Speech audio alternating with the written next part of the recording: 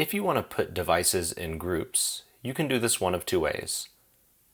You can come in and select a device, and you'll see a folder called Move To. When you select this, it'll allow you to choose a created group, or you can add to a new group. Likewise, on the left, you'll see an option called Groups. Select it to see a list of your current groups, or scroll to the very bottom and you'll see an option to add a group.